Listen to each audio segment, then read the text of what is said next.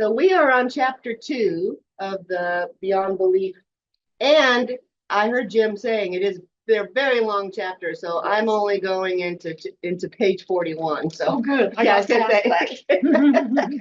So And then she's expecting me to come 41 to 73. or as Paul said, whatever you can do, maybe it'll be 20 whatever I can pages do. is all we can do each week because they're long, and I think I found a good place to stop. So, that's what I say to teachers is find a good place to stop. So I try to make my PowerPoint fancier. So bear with me. I get worse. Uh-oh. All right. So I wanted to share, Paul Bennetts actually sent all of us the actual Gospel of Thomas. So if you wanted to read through it just to see. Also in the back of the book. I've already read it. Oh, I got curious. okay, the whole thing is in the back of the book. It's in the back, yeah. Oh, well, there you go. Thank you guys. I didn't realize that. So he No, sent it's it to better us in PDF format. So this is the verse that she's talking about a lot in this chapter. So I wanted to share it with you, and then we're going to compare it to the verse in John that Elaine Pagels is comparing it to. So let me just go ahead and read this, and I bolded the parts that are kind of different about Thomas versus John. So this is the Gospel of Thomas. For those of you who haven't read it, it's really more of a sayings gospel. So in what the scholars are saying is that Matthew, Mark, and Luke. Matthew, Mark, and Luke. These are the synoptic gospels, and those three. Mark was the first one written, but then there is this source. They call it Q. It actually is Quell. I get it to it later in my slides, but I wanted to talk about just a little bit here. Quell is the German word Q, and that word means source. And so what a lot of scholars are saying is that Matthew, Mark, and Luke, more Matthew and Luke than Mark, because Mark was the first one written. They got some of their sayings from this unknown source because they're similar, but you can tell they didn't get it from each other. So Bible scholars look at language. It's all we really can look at for the most part, because there's not a lot of other history around the Bible other than the Bible itself. So they look at language to try to figure out timing and things. So that's where we're coming from. There's a Q source. And then in 1945 is when they found the Nag Hammadi, all of those stashed in little clay jars. And most of them were more Old Testament writings, but then they found this Gospel of Thomas. So it's a sayings gospel, just like Q. So Jesus said, if those who lead you say to you, see, the kingdom is in the sky, then the birds of the sky will precede you. If they say to you, it is in the sea, then the fish will precede you. Rather, the kingdom is inside of you and it is outside of you. When you come to know yourselves, then you will become known, and you will realize that it is you who are the sons of the living Father. But if you will not know yourselves, you dwell in poverty, and it is you who are that poverty. I think I said that wrong. You who are that poverty. Okay, so this is the Thomas version, and of course, this is a class we can all agree or disagree. So you guys let me know what you think here. So here's the Gospel of John. There he is. I found him. 3:16, everybody knows. God so loved the world that he gave his only begotten Son, that whosoever shall believe in him shall have everlasting life. Well, there's a version 17 and 18 that people do not quote that say, for those who do not believe in him have everlasting death. And so this is what Elaine Pagels is talking about. That what the Gospel of John set up is that Jesus was a man of mysterious, superhuman presence and tells his disciples to love one another. But then if you look at all of the scripture, there's also an undercurrent and as Christians, we have kind of struggled with this all of our lives, is there's an undercurrent of the warnings that everyone who does not believe in Jesus Christ as our Savior, and he is condemned already. That's John 3:18. Okay, so we have these warnings in Christianity, and we have these, I guess it would be not necessarily a warning, but a challenge to save the world. You know, I mean, this is what a lot of Christians believe, is that it's our job to go out and save everyone, because Gospel of John says this is the only way to salvation, is to believe in Jesus Christ as our Savior. So it is what the scripture says. So I for one, have kind of struggled with that over the years. And so Elaine Pagels asks us these questions. Looking at John and what Christianity is to you, what is the cost of inclusion? What is our role with outsiders? Are we asked, and as Community of Christ people, we've gone beyond John 3:16 more than most Christians. So as Community of Christ people, what is it? What is our job? What is our role with outsiders? Anybody want to tackle this from your perspective or Community of Christ perspective? It's a big question to start the day. What do you think about this cost of inclusion? I like that language. Inclusion into the belief that we have to be saved. We have to follow that creed. Right, John 3:16. We have to follow Set up the apostolic creed. We actually talked about that a little bit last week, John. And I'm glad you brought that up, because this led to the apostolic creed, you know, and so the early Christians were very clear that this is the direction that they wanted to go. You know, it is sort of Gospel of John setting it up. spelled out, right? Mhm. Well, the cost of inclusion in our church, anyway, and others, is that we've lost many members when they come up with support of the gay and gay priesthood and Women in the priesthood. women in the priesthood. We've lost members. Mhm. So that's the cost of inclusion in that sense. Ironically, that was the cost of inclusion that we actually expanded who was included, you know. When I think that John 3:16 through 18 is saying, you know, I do think it's saying that the only criteria for belonging is believing in Jesus Christ.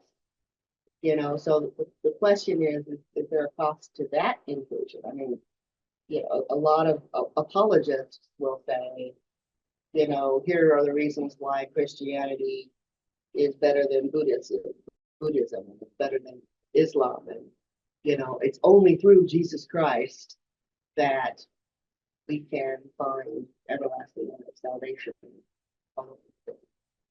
So it's a struggle, I think, with, you know, with just being in community. We have to decide for ourselves and as a church, what is our role with outside. Go ahead. With the cost of inclusion, I always take it as a person. You guys get to do what you Mhm. want, okay? But with the cost of inclusion is, I accept it. Yeah. That means I have to go. That means that I need to serve. That's the cost that I can't. This is cost for For yourself. myself, my personal self, that if I really believe this, Mhm. then I cannot sit back and just love myself.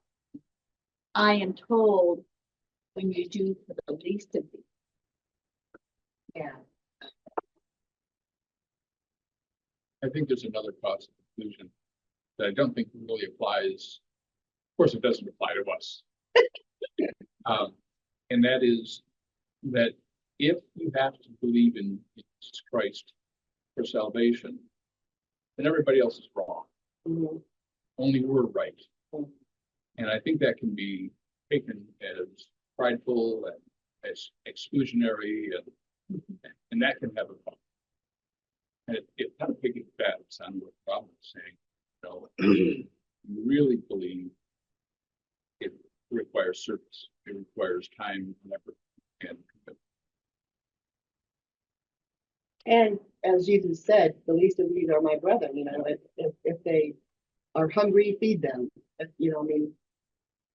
But there's also this admonition, I mean, I think we need to recognize that, and this is what Elaine Pagels is talking about in this book, is that it is setting up that dispute between the Gospel of John and the Gospel of Thomas, because the Gospel of John does say this is the exclusive way to heaven, and so we have to recognize that and figure out for ourselves what that means to each of us individually, and that's why the Gospel of Thomas is kind of fascinating to me, because, depending on when you believe it was written, they were debating this in the year 90 CE, so it's been a debate for a very, very long time, which obviously I like debate. So there we go. I agree with Jonathan. I think to me it means if the inclusion means we lose some people, then that's very exclusionary club. So you gotta abide by all these, where we're gonna exclude somebody. So Right. gosh, that's kind of counterproductive to it. Inclusion. Right. So we have to figure out who is going to be included in this. Right. Jesus gospel. I mean, but if you believe that Jesus is the only salvation,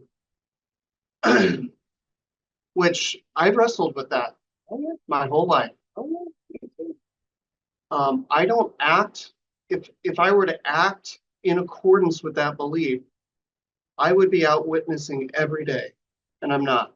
And maybe maybe God's calling me out on that. If I believed in hell and damnation, I would be out there preaching every single day. And In so order to save others. through God's power, yeah. And Yeah. that is, there are people that act that way, and Because so is it kind of a guilt for you that you don't feel like you're doing enough? Is that? yeah, it's kind of feeling, okay, if you actually believe this, if you profess this, Mhm. where is your action? And then what I was going to say further is that I lost that train of thought.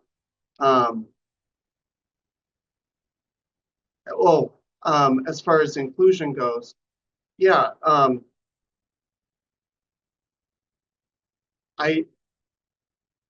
Jesus preached a message of inclusion, but also exclusion, kind of both. Yeah. And,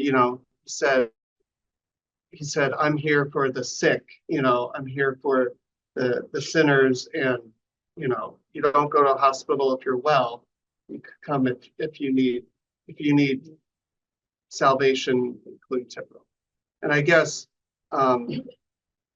if we say, oh, well, we're not going to give out this medicine because that's being exclusive, it's like, well, no, you should be sharing. So, yeah, I like that you equate it to medicine. I Yeah. do think that the gospel of Jesus Christ is medicine. mhm, That I buy into. I mean, the message of Jesus Christ of love and his stories, that's easy for me to share. I think that the struggle that I personally have is when I am sharing my stories with them, and I don't want to say to someone who chooses not to become Community of Christ or Christian, I don't want to say, well, then you're going, and I can only love you, or I can only help you if you accept what I believe. That's the struggle. Sometime last year, God gave us a blessing here at Mission, a blessing of service. And he spoke about going outside the walls of the congregation. And he said, and just tell people about me. And then he emphasized, don't try to convert them, just tell them about me. And that puts them in a position where I can bless them later to make them aware of me. And and he's done that in 2 different congregational blessings. He said something very similar to that. We get worried about converting people, and we're really not called to convert people, we're called to share our own testimony. And if you look at the last year's lectionary stuff, almost every sermon brings you back to where you can almost interpret it saying, don't worry about telling the gospel of Christ, live the gospel of Christ, and let people see me and you. There you go. And so sometimes we get tied up in how do I do this? And that's what causes us problems. And that's what brings about some of our exclusions. If you go back and you look at women in the priesthood and the woke stuff we're doing now and things, and it has a tendency to push people away because, again, well, if you look at last Sunday's theme, it's not the seen things, it's the unseen things. And, if we look at affirmative action in psychology, if we look at things we already believe, then that limits us to our interpretation of those things. If we already are confirming what we believe. What God is saying is, hey, don't limit yourself to this. Just just tell people about your relationship to me. And that puts them in a position where they might see me later when I move in their lives. And if we live the gospel of Christ and we're not tied up with, well, let me see what the church says we should do about this, or let me see about this. If we're living what we've come to experience in the ministry of our Creator God and Jesus Christ, then that's a personal testimony and exposes people to see things. And many times that will encourage them more to seek out and explore a little bit further than if you just tell them a fact. And those of you who taught know that's a fact when you're teaching a class. Give this to them as an absolute fact. They say, okay, and what's next? And when you give them a situation that they can interpret and look into, they begin to get a whole lot more than what you just told them. Think for themselves. Okay, so wanted to share a little bit about the timing of the Nag Hammadi. Everybody knows it was found in 1945 in Egypt, and it was the Coptic language that it was in when they found it in 1945. That's an Egyptian. And so what happened was they put that date as around 340 AD or CE. I keep putting it fine. So what scholars then realized was, as they're looking at this Coptic language, is that they had fragments of a Greek text which are identical. And these were papyri, is that the right word? That were found, and they said, okay, this is also part of the Gospel of Thomas. And they dated that back to this particular source said between 130 and 250 AD.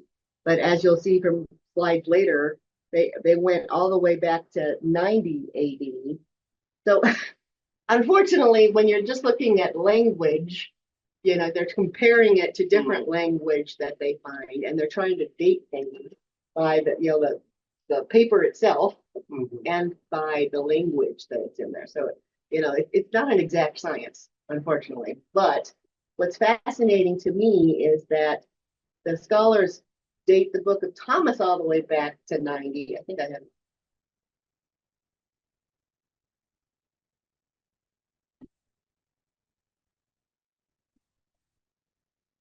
All the way back to 90, and then as you'll see, they also date the Gospel of John all the way back to 90.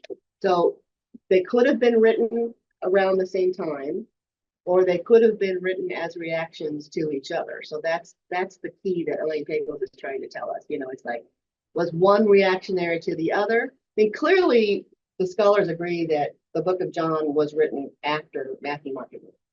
Okay. And then Q was written during that same time as Matthew, Mark, and Luke. So what the book of John does, and we're also very clear about that, is that it doesn't have the stories that of the parables like Matthew, Mark, and Luke. That the reason why they're called the synoptic gospels is because they're so similar, you know. But John then goes on to kind of interpret who Jesus was. And that's what the book of Thomas does too. And so that's why, you know, we're going to talk about their similarities, but then how they diverge. So a little bit more about the Gospel of Thomas. The scholars say it was either in Syria or Alexandria. I'm not sure exactly where either of those were in terms of the Roman kingdom, but obviously they're part of the Roman kingdom. This was interesting. The word Thomas isn't even an actual name. It means twin in Aramaic, and then the name Didymus, am I pronouncing that right? Greek people. That's the Greek language. They both mean twin. And so this is why, and I'm always confused by that. There's also a book in the Nag Hammadi called the Book of Judas, which I always just kind of ignored because I'm like, why would we read a book of Judas? Well, they're saying that perhaps this twin was another Judas, was not Judas Iscariot, but a different Judas. So it makes me curious, and I haven't studied it, but I just think that was kind of interesting that, you know, people aren't sure who this Apostle Thomas, who wrote the Gospel of Thomas, but it was someone who was a twin. So that's who they're talking about. Now, whether or not, the interesting thing about this cache of documents that they found is that most of them were Gnostic writings, but they were the Old Testament Gnostic writings. And so the Gospel of Thomas was grouped in with them. And it kind of started with this bishop, Irenaeus, the bishop of Lyons, in 186 CE. He said that the Gnostics were an abyss of madness and blasphemy against Christ. So everything that was Gnostic, it was a big debate in this time in early Christianity. And Irenaeus said this was filled with dualism, docetism, remember that term in our history of Christianity, bizarre mythology, and philosophical speculation. So the term Gnostic was a term adapted from this, I call it tirade, the other word is polemic. Polemic is a tirade. That he basically said all Gnosticism is heresy. Okay, and so he kind of set that up over the years of what is Gnosticism. So Elaine Pagels is asking us to judge the Gospel of Thomas for ourselves, is what she's saying. So what she's saying is that she started researching it when she was at Harvard. And she said that some scholars still say all of those things. That the Gospel of Thomas has dualism, docetism, bizarre mythology in it. But what she has found is that it has very little. And so what she wants us to do is read it and figure it out for ourselves. So that's kind of, this is the setup for chapter 2, you know. Let's see what it means to us, you know. And some of it we're going to say, that's weird, we're not going to believe it. And other stuff, you know, like that verse 3 that I read in the beginning, kind of interesting to me. It makes me think more. So she talks about Q source, and sorry, that's too tiny to print up there, so I have to just read it. Q is part of the common material found in Matthew and Luke, but not Mark, she says. Now, she said that almost 2/3 of Thomas's sayings resembled what is found in canon. So if you compare, and I've done a quick compare, you know, if you compare I think there's 156 sayings in Thomas, 2/3 of them you're going to find in the Bible, you know, and then 80%, she said, are principles parallel to the Bible. So There are some sayings from the Gnostic tradition though, and this is where the Gospel of Thomas, I'm sure that was the reason why it was rejected back in when they put together the Bible. Wait, what did you say? Or your last statement, you said that's why you That think it was, it was rejected. Thomas, Gospel of Thomas was rejected to Right. be put into the canon, Mhm. you know, and Gnosticism there was a big debate over Gnosticism during that time. They were putting the Bible together. So anything that resembled Gnosticism would have been rejected from the Bible. Yeah. Jane, Yeah, Dennis. is that 2/3 from the synoptics, or does that, when you say canonical, does that include John or does that exclude John? You know, I looked that up too, and I think she meant all of the Bible, but I don't know for sure. You mean all four gospels, not just the synoptics? Right. Anybody see it differently? I don't know. I don't know the answer to that, Dennis. Okay.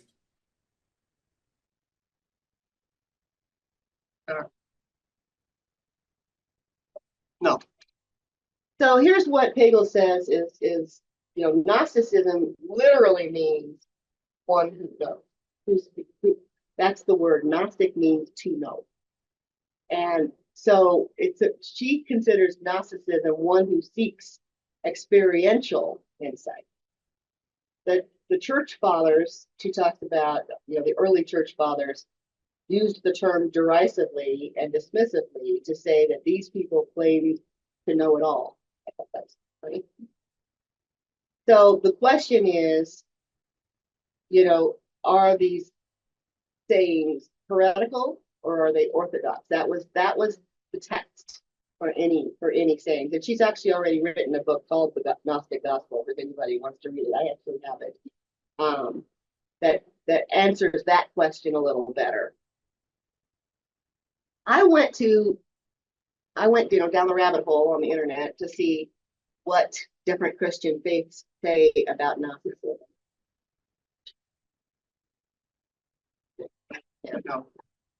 So let me just read what the Gnostics, this is www.christianity.com, which I looked everywhere to see which Christian faith it was, and I couldn't figure it out. So I thought it was Catholicism, but I don't think it is. I think it's just a general Christianity website. And so this is what they say about Gnosticism today. Gnosticism's key beliefs are the material world is bad, the spirit world is good. I think you said that in.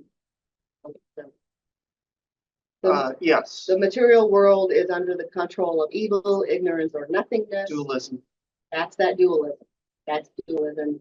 And Docetism, if you guys, I think Dennis will correct me if I'm wrong. Docetism is when they say that Jesus was human Mhm. and he didn't become divine until his death. It was like there was that spark. No, until it's baptism. Oh, his baptism. There's another theory that he didn't become divine until his death. Okay. Yeah, I think, Okay. because I included this in my sermon, Yeah. is that the Spirit descended upon him, inhabited him. Yeah. He became divine during his life when he was dying on the cross. According to Docetism, he relinquished the Spirit and he became human again because it would be unheard of for God to die. Okay. So this is kind of this common belief of what Gnosticism means. A divine spark is somehow trapped in some, but not all humans, and it alone of all that exists in the material world is capable of redemption. It's that divine spark within it. So salvation is through a secret knowledge by which individuals come to know themselves, their origin, and their destiny. This is where they talk about it's prone to docetism. Mhm. So some say that Christ's spirit abandoned the man Jesus and left him to die alone on the cross, while others say that someone other than Jesus was executed. So that's kind of where that's going with docetism. The Christianity.com did say that there's no settled Gnostic position. each Gnostic worked out a solution as he or she pleased, and that was part of the problem. Like, okay, let's all figure out for ourselves what we think. Christianity did that come like that. Okay. In connection with living gospel, if you remember when Jesus hung on the cross, John and Mary, whatever, and he said, "Mother, behold thy son, and son, behold thy mother." And he said, "Oh, don't wait for me. Look at the things in my life that gives you strength and awareness and stuff, and share those things, share me with each other." And so in other words, he was giving the Spirit to everybody as he left. And he said, look for these things in each other, be unto each other what I've been to. Yeah. Yeah. I've always liked that, where it's about the Spirit.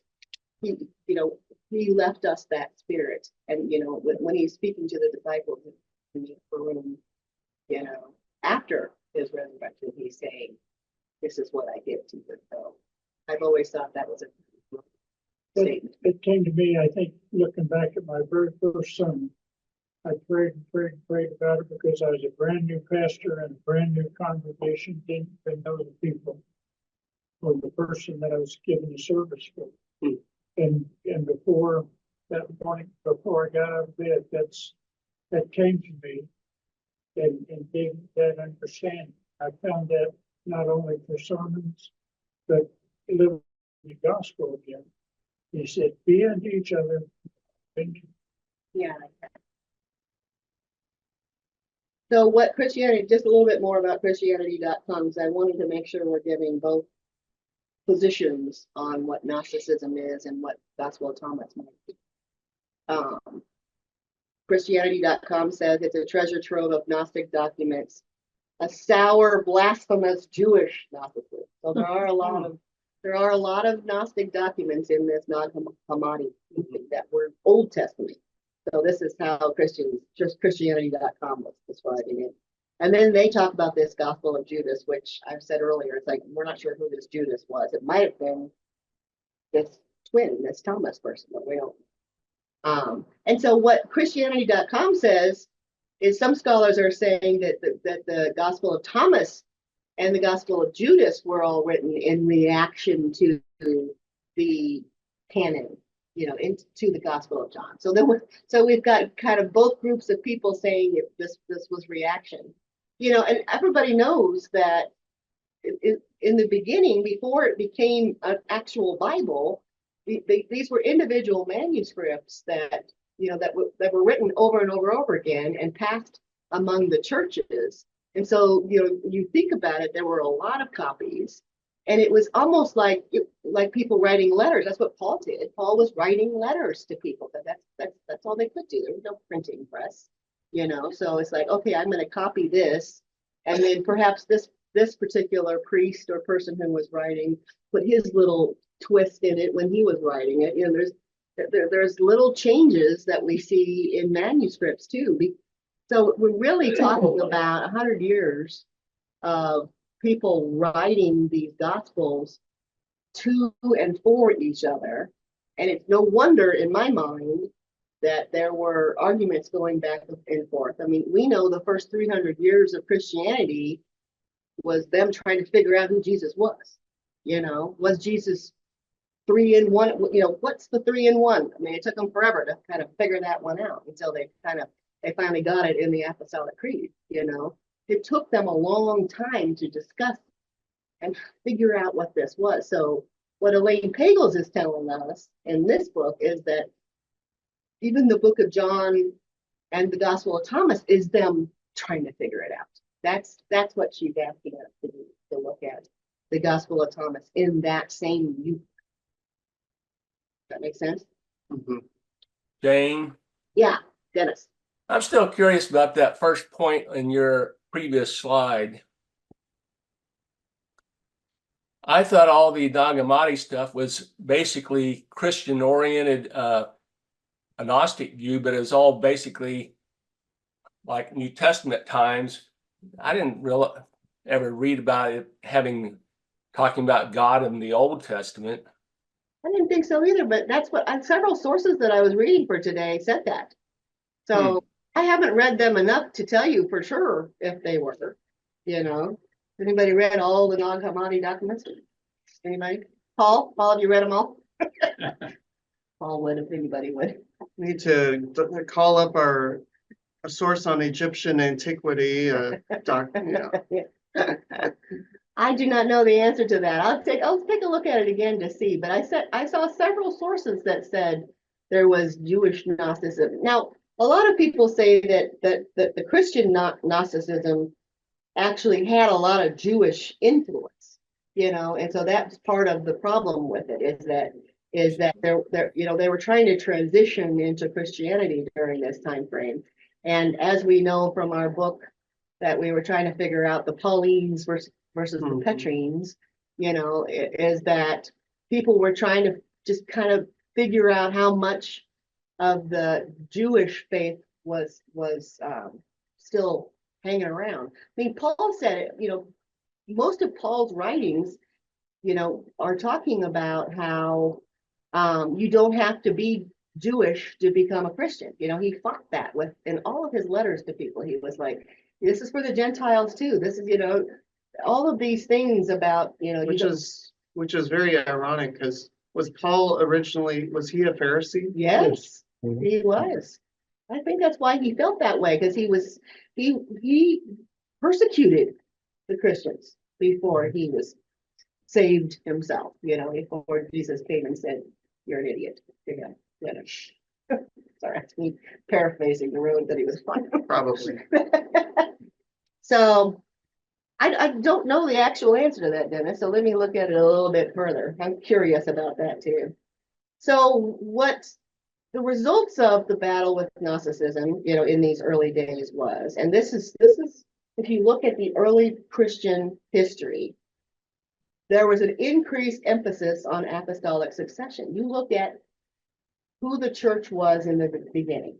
The church hierarchy became very important, and the scriptural canons defined Christianity. So the church kind of buckled in a little bit more, I would say. You know, I mean, if you look at, you know, all the different councils, the Council of Nicaea, and what was going on with, you know, trying to figure out what that creed was. This is the direction they chose. And so this is actually still from Christianity.com, by the way, you know, which I thought was interesting. One way to counter the inventions of the Gnostics was to show that as a church leader, you had the truth because you had been trained and commissioned by a man who was trained and commissioned by a man who had been trained and commissioned by an apostle who had been trained and authorized by Christ. Thus, the church developed the idea of apostolic succession. So that's the Matthew, the Mark, the Luke, the John. This is what the early Christian church set up for, you know, and honestly, this is why we had it in how many years was the Bible in Latin and a language that the normal guy couldn't read. You know, it wasn't until Martin Luther came along that says, I want everybody to read the Bible. I want everybody to figure out what it is. Because it was these priests and these fathers from this apostolic succession that was explaining to everybody what the Bible meant forever and ever, you know, until Martin Luther kind of stopped that, and now more of us can interpret it. You know, I'm personally grateful.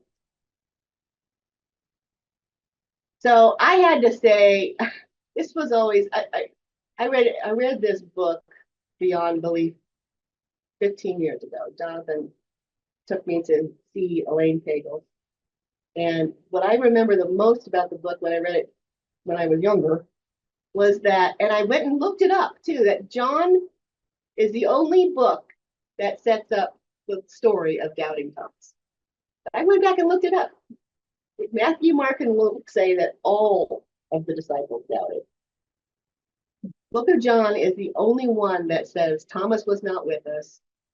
Thomas was one. He goes on and on about the story of Thomas doubting. And to this day, 2024, everybody knows what it means to be a doubting Thomas. That's the influence of the Gospel of John. in our Christianity and our society today. I really thought that was interesting, that the influence that the Gospel of John has had on Christians over the years. You know, and so in my own mind, I want to look beyond it just to see why. Why did John write that and none of the other Gospels did? You know, that's me and my own obsession with language. So John 20 verses 30 and 31 actually tells us what the purpose of John's gospel was. Jesus performed many other signs in the presence of his disciples, which are not recorded in this book, but these are written that you may believe that Jesus is the Messiah, the Son of God, and that by believing you may have life in his name. So John actually put in the gospel itself what the purpose of it was. I'm writing this so you will believe. I wrote that last question on there, are you an apologist? Because I've always been impressed with apologists.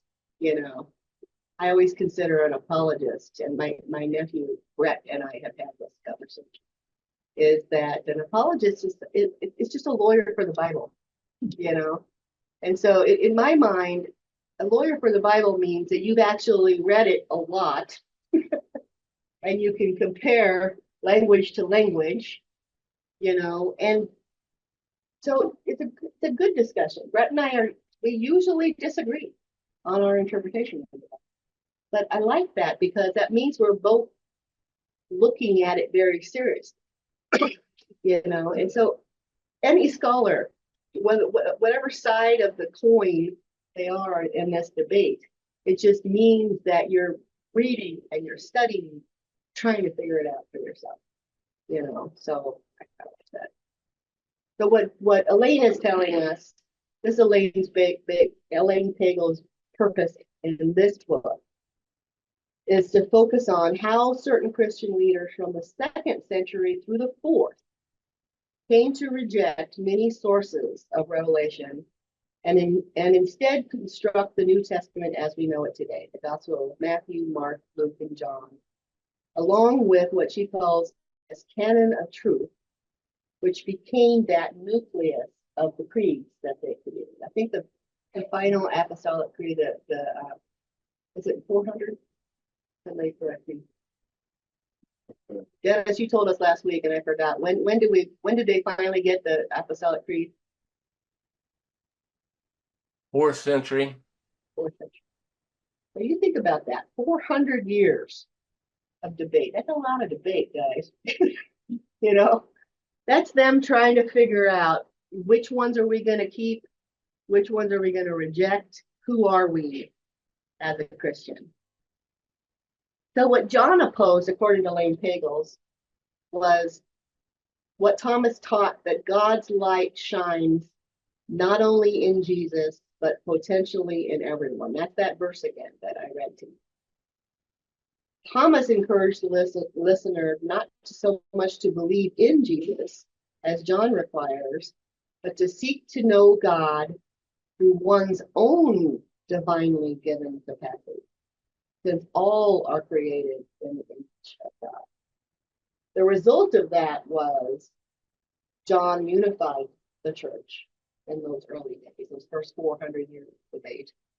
And Thomas probably would not, because Thomas was trying to say that all have a divine spark, all have a divine capacity to be. We are all created in.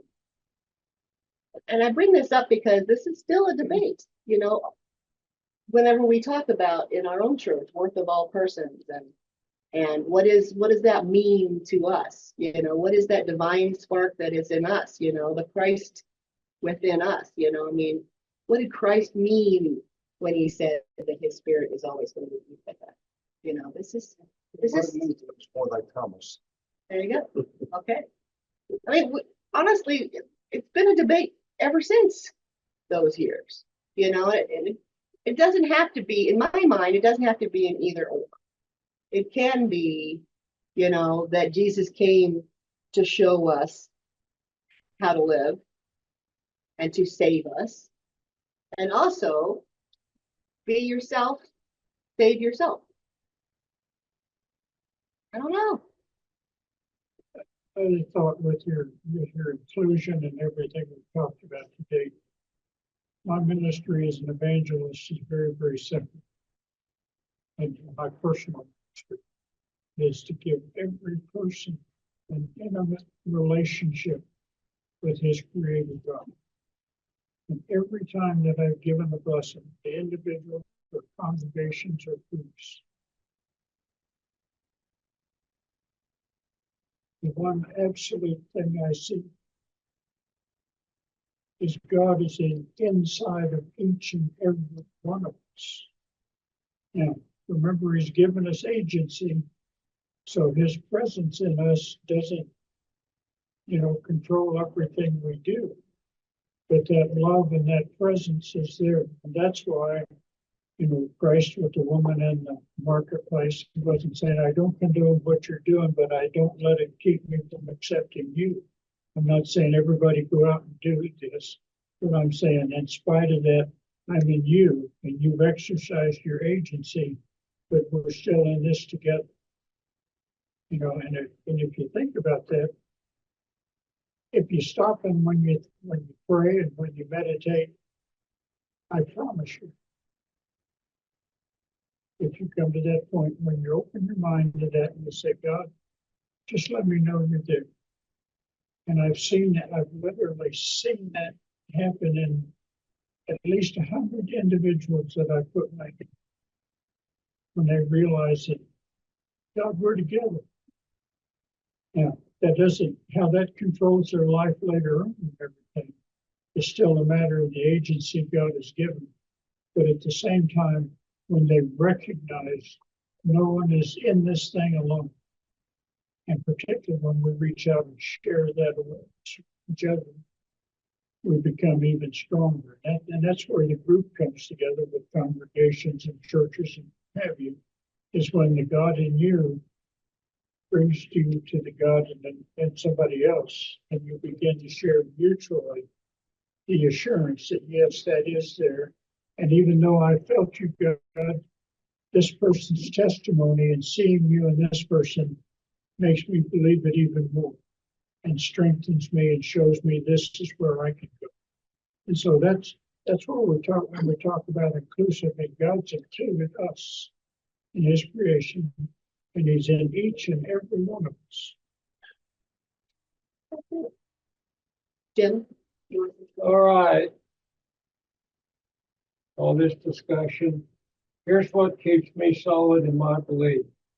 For God so loved the world that he gave his only begotten Son, that whosoever believes in him should not perish, but have everlasting life. That's what keeps me solid. And that's what I learned in Mapleton, Kansas, growing up in that church that my grandfather built.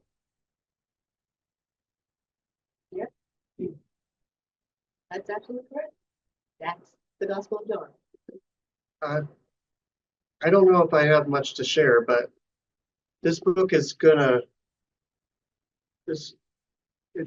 gonna do battle with this, I think. And that's okay. But I'm gonna do battle with it because I'm not sure I can go buy into what's presented so far. I need to actually read the Gospel of Thomas, the source material, but there's a lot of Gnosticism that I just can't buy hook, line, and sinker. Oh, I agree. I don't either. But it's worth considering. And I guess through all these books that challenged me, I have to figure out what is the core belief that what is the substance of my faith yet throughout all of this? Because I mean, it's like you scratch too deep and for me, I get into nihilism pretty easily. Like there is no meaning to life. We're just molecules in motion. And I feel like that is prevalent in our society today. That we are so thirsty for any transcendent meaning that spiritualism of all sorts is just reemerging today, for good or for bad. And so I think let's explore this, but let's tread carefully, because this, I don't know. I feel like I'm not sure what I'm trying to say, but well, Fair enough. In essence, that's what It's you're okay, doing in these classes, you're exploring this anyway. It's not substituting the belief, it's just saying, look, these are more things to look at, these are more things Yeah. to think about. but I guess my concern, I don't want to be willfully ignorant, but I don't want my whole belief to be ripped apart and then there is no follow-up and it's just, I'm just torn asunder and then life goes on and there's no healing from this. Because for me, I start to read this and I doubt everything. I doubt everything. I really believe, Ryan, that God wants us to know him. Just like what John has been saying. All he's asking us to do is to know him any way you can figure it out. If this isn't your way, then that's fine.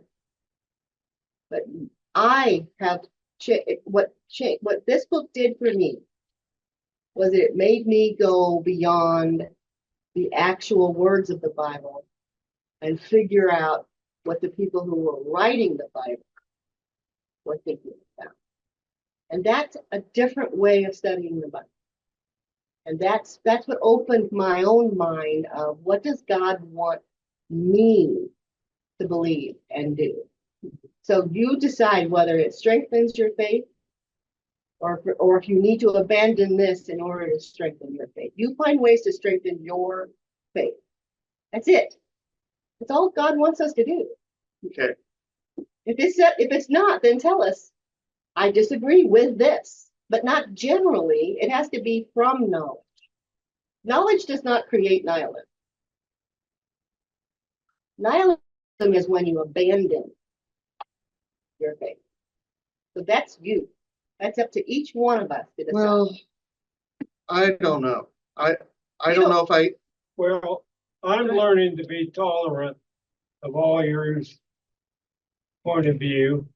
That's something I'm learning. But I know what I believe. I know what I learned. There you go. I know what I've studied. I know the solid encounters I've had with God, which I might tell some people sometime. yeah, But, Sure. That's what we all do. It's all about our personal, yeah, it's like what John was saying, when he does his blessings. but I don't doubt. I believe what I believe because I've read the Bible. When I was 17, I read it all the way through. And every 5 years, I read it all the way through. Every 5 years, I've read the Bible all the way through at least 6 times. well, I didn't mean to derail the conversation, but I just wanted to be open about that. No, And you it's tell us going to be a what you don't- reoccurring, you're going to hear out of my mouth a lot, this avoidance to embrace truth as relative, this kind of radical relativism that I see, that it's true for you, this is true for you, this is true for you, this is true for you, this is true for you, this is true, this infinite fracturing of truth. And yeah, I'm not going to resolve that in one session, but And I've told you this several times. I want to tell you some more times. My personal testimony. You know, I'm 5th generation in the church. I was raised in it, got away from it. And then, long story short, I shared this with you before. Pastor came to me one day when I'm out working in my garden back in Pennsylvania. And again, to bring me a priesthood call that I turned down earlier because I was in the Naval Academy getting ready to be a warrior. Couldn't reconcile it with being a teacher. And he called me again, he shared this testimony, and this time I was ready for it. And God told me, and he's told me this 3 times. He's told Tracy, or Casey, Stacy, from my own mouth, almost the same words when she and I reaffirmed the testimony we had several years ago for Paul. He told me, he said, and I said, God, how can I do this? Because I've gotten away from all that. I've forgotten all that. I don't know this stuff. And I got a PhD and I've got 5 degrees. And I said, I don't know this stuff. How can I do it? And he told me in a voice just like I'm talking to you, he said, John, if you love my people like I love my people, I will put my words in your mouth and I will lead you to those things you need to know.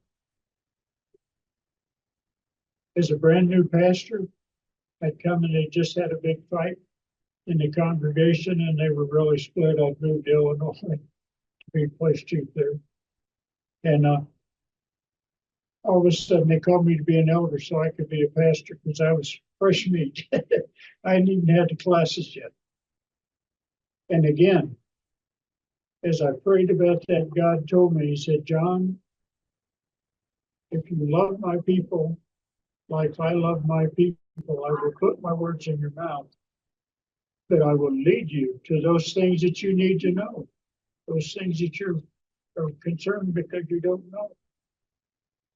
And then finally, 30 years ago, as I was Jones' assistant here, in my call to be an evangelist, he said that to me one more time the same way. And as I was, shared Stacy's call long before she was even in the first presidency, and I shared it again with her on Zoom here several months ago. All of a sudden, in the middle of sharing that testimony, I turned to her reflection on my screen, and God said to her, Stacy, I've heard your prayers and I've heard your concerns. And if you continue to love my people the way I love my people, I will put my words in your mouth and I will lead you to those things that you need to know. For I have called you to be a president and a prophet of my church. Sometimes we get concerned with academics. It's nice to know this stuff. It's nice to understand your history and stuff. But there again, God's telling us, even as individuals, go outside these walls and don't worry about converting people. Don't worry about proving me. Just share your testimony that I exist. And that puts them in a position when they will know. And I'll tell you, by that now I understand that they will know because they will recognize the part of me that's within them. And I will take care of the rest. And so we need to study, we need to understand that's very good. We don't need to prove anything. We just have to say, God, here I am.